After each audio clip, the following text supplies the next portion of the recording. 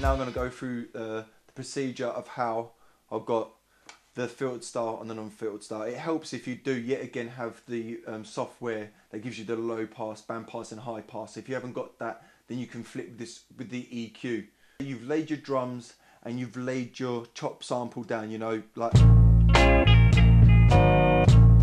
you've done all of that, you've laid that down once. You go to mode, then program.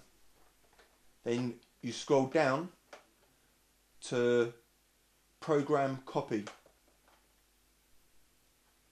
or copy program, and it will say from, and that means what program is it coming from, what are you copying, so that's the one that you've got originally there, so that will be there anyway. Scroll down to down to new, go into that, it'll ask you to make a new program, give it a different name. Then once you've done that, you can go into your program, so that'll be your first program, but then once you've put all the filter settings onto the second program, and you've got to make sure you're on the second program. If you want to be able to activate that program on a different track, then when you go through the track, you have to go to track parameters, then you go to program assign, and then this will ask you what track you want, what program you want it to be on.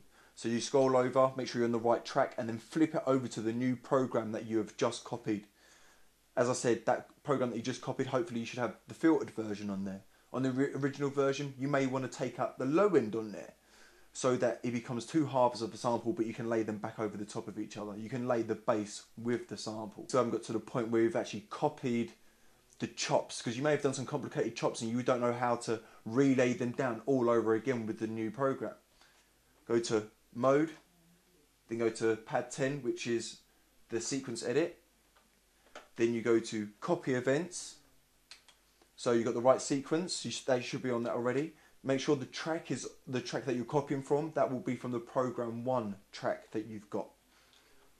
Then you copy it to make sure you scroll over to the next track that you want to put it on. Then it asks you the pads, just leave that as all.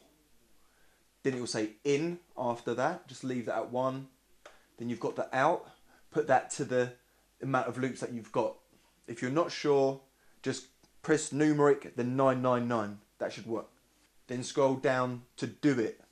Once you've done that, press the red light to confirm it, and it should have copied. Go back into the track, go into the parameters, just make sure that it's on the other program.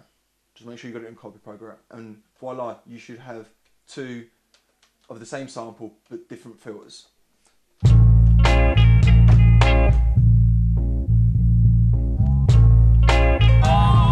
See, that's the thing, you can flip between the two, and even once you've done that, you notice that you can go back into the effects and you can actually turn the effects off or put them onto the second of effects if you've put it on the first effect. You can, but the original program will stay the same, so you can continue to copy program.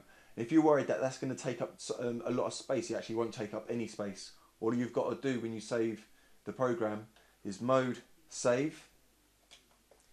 Then when it asks you to save the program, obviously confirm it, but it'll ask you if you want to save the program with the sample.